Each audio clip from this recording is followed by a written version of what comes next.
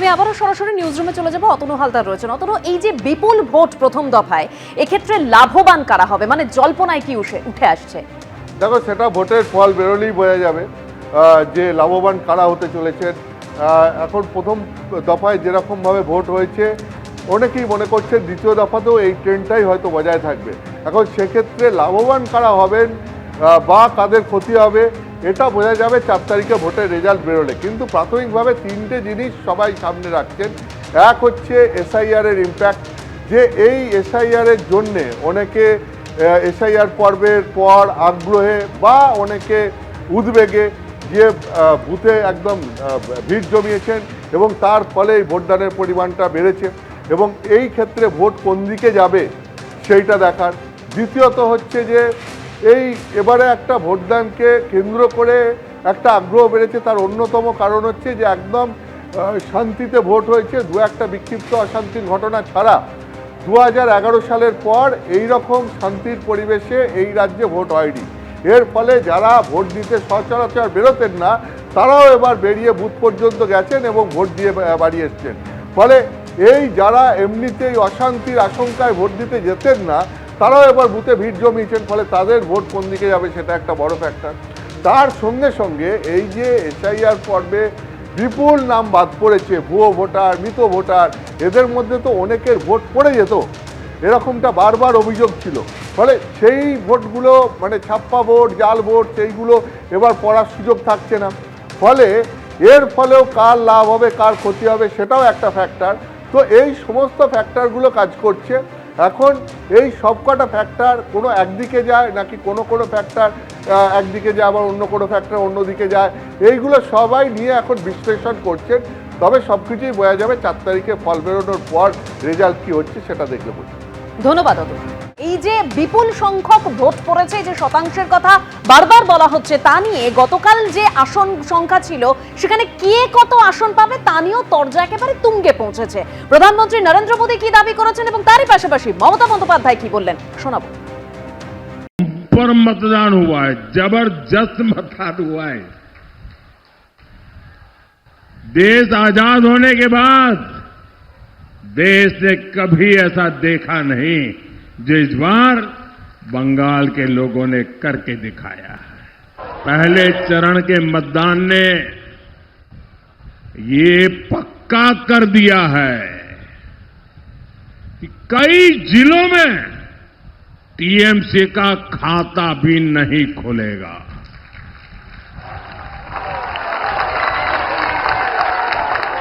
अब दूसरे चरण में आपको टीएमसी की करारी हार पर और विकसित बंगाल के संकल्प पर पक्की मोहर लगानी है।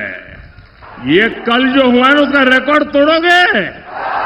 ये कल जिन्होंने मतदान किया है उन्होंने आपके लिए चुनौती खड़ी कर दी है। करोगे मतदान इतना? 8 तारीख में रिजल्ट निकालेगा तो देखेंगे জ্বলবেন আর লুচির মতো ফুলবেন, দেখে রাখুন। আমাদের যা মাইনাস জায়গাগুলো ছিল কালকে আমরা এগিয়ে গেছি। বিজেপি অনেক সিটে হারবে। এবারে মনে রাখবেন, যা সিট ছিল তার অর্ধেকও পাবে না। সেই জন্য বাংলা কামড়ে আজকে অমিত বাবুকে মিটিং করতে হয়েছে প্রশাসনকে নিয়ে। ভয় দেখাচ্ছেন সবাইকে। কাকে ভয় দেখাচ্ছেন? 4 তারিখের পরে তোমার দেখা নাই গো, তোমার দেখা নাই, আর কাউকে পাবেন না। এত গর্জন বাংলায় এসে করছেন যেন মনে হচ্ছে সব সিটে আপনি জিতে গেছেন। ঘেচু। আলিপুরদুয়ারে গোল্লা, কুচবিহারে গোল্লা, উত্তর দিনাজপুরের গোল্লা, দক্ষিণ দিনাজপুরের গোল্লা, মালদায় গোল্লা, মুর্শিদাবাদে গোল্লা। রেজাল্টটা বেরোলে মিলিয়ে নেবেন। এত গর্জন করছেন না, এই গর্জনের কি ফল হয় আপনাকে আমরা আগেও দেখেছি। কি বলেছেন অধীর রঞ্জন চৌধুরী, দেখুন। নির্বাচনের দিন বাইক চালানো বন্ধ রাখা উচিত বলে মনে করি। আমি নির্বাচন কমিশনের পক্ষে কথা বলছি না, তার সপক্ষে কিছু বলছি না। তবে বাইক বাহিনী মানে হচ্ছে তৃণমূল বাহিনী। বাইক বাহিনী মানে দুর্বৃত্তদের বাহিনী, বাইক বাহিনী মানে লুট করার বাহিনী, বাংলা এটা প্রতিষ্ঠিত সত্য। তাই নির্বাচনের দিন বাইক অবশ্যই বন্ধ রাখা উচিত। বাইকে কমিশনের বিধিনিষেধ খারিজ করলো হাইকোর্ট। কমিশনের আগের বিজ্ঞপ্তি খারিজ করে নতুন নির্দেশ দিল আদালত। কথা বলবো, আমাদের সঙ্গে রয়েছেন আমাদের প্রতিনিধি সৌভিক মজুমদার। সৌভিক, নতুন নির্দেশ যে আদালতের, তাতে কি রয়েছে, কবে থেকে কড়াকড়ি? দেখো, নতুন যে নির্দেশিকা রয়েছে সেই নির্দেশিকায় বেশ কিছু রদবদল আনা হয়েছে, অর্থাৎ কলকাতা হাইকোর্টের তরফ থেকে এই নির্দেশিকা বলবৎ করা হয়েছে। এখন কলকাতা হাইকোর্টের তরফ থেকে এই যে নতুন নির্দেশিকা আনা হয়েছে সেই নির্দেশিকায় বলা হয়েছে যে ভোটের দুদিন অর্থাৎ 48 ঘন্টা আগে থেকে কোনো রকম বাইক মিছিলের অনুমতি দেওয়া চলবে না। অর্থাৎ তুমি জানো যে বাইক মিছিল নিয়ে কমিশনের তরফ থেকে আগেও বারবার আপত্তি জানানো হয়েছিল যে বাইকের মিছিলের জন্য তারা কিন্তু আশঙ্কা প্রকাশ করছেন যে এই মিছিলের মাধ্যমেই অশান্তির সূত্রপাত হয় এবং সেই মিছিল থেকেই কিন্তু একাধিক জায়গায় গণ্ডগোল হয়। ফলে কমিশনের যে বক্তব্য ছিল সেই বক্তব্যের একটা প্রতিফলন আমরা নতুন যে নির্দেশিকা আছে সেই নির্দেশিকায় দেখতে পেলাম এবং সেখানে স্পষ্টত লেখা আছে যে ভোটের দুদিন আগে থেকে কোনো ধরনের বাইক মিছিলের অনুমতি দেওয়া হবে না। তারপরে দ্বিতীয় যে নির্দেশিকা সেই নির্দেশিকায় একেবারে স্পষ্ট করে বলা হয়েছে ভোটের দিনের 12 ঘন্টা আগে থেকে, অর্থাৎ 29 তারিখ ভোট, তুমি বুঝতে পারছো যে 28 তারিখ সন্ধ্যে 6টার পর থেকে বাইকের পেছনে দ্বিতীয় কোনো ব্যক্তি বসতে পারবেন না। অর্থাৎ যিনি বাইক চালাবেন তিনি তাকে একাই বাইক চালাতে হবে, পেছনে দ্বিতীয় কোনো ব্যক্তি বসতে পারবেন না। কিন্তু এক্ষেত্রেও বেশ কিছু ছাড় দেওয়া হয়েছে। সেখানে স্পষ্টত বলা হয়েছে চিকিৎসা সংক্রান্ত কারণ বা পারিবারিক কোনো অনুষ্ঠান থাকলে সেক্ষেত্রে কিন্তু এই ধরনের ছাড় রয়েছে। এছাড়াও বলা হয়েছে কেউ স্কুল যাচ্ছে, স্কুলে ছাড়তে যাওয়ার ক্ষেত্রে বা স্কুল থেকে আনার ক্ষেত্রে এই ছাড় কিন্তু গ্রহণযোগ্য হবে। অর্থাৎ কলকাতা হাইকোর্টের তরফ থেকে সেই ছাড় কিন্তু দেওয়া হয়েছে। এখন তোমাকে বলবো যে ভোটের দিনের ক্ষেত্রে কি কি বিধিনিষেধ আছে। ভোটের দিনের ক্ষেত্রে বলা হয়েছে যে একজন ব্যক্তি তিনি সকাল 6টা থেকে একেবারে সন্ধ্যে 6টা পর্যন্ত তিনি বাইকে করে পরিবারের সদস্যদের নিয়ে ভোট গ্রহণ বা মেডিকেল এমার্জেন্সি বা অন্যান্য কোনো জরুরি কাজ থাকলে সেই কাজ তিনি করতে পারবেন। অর্থাৎ ভোটের দিন বাইক চালানোর ক্ষেত্রে সামগ্রিকভাবে কোনো ধরনের বিধিনিষেধ আপাততভাবে কলকাতা হাইকোর্টের তরফ থেকে আরোপ করা হয়নি। এর পাশাপাশি তুমি জানো যে একটা বড় প্রশ্ন উঠছিল, যারা এই বাইকে করে যারা কিন্তু খাবার ডেলিভারি করেন, যারা কিন্তু সুইগি, জোম্যাটো, ওলা, উবের এই সমস্ত যে অ্যাপগুলো রয়েছে এই অ্যাপ নির্ভর পরিষেবা যারা দেন সেই বাইক চালকদের কি হবে।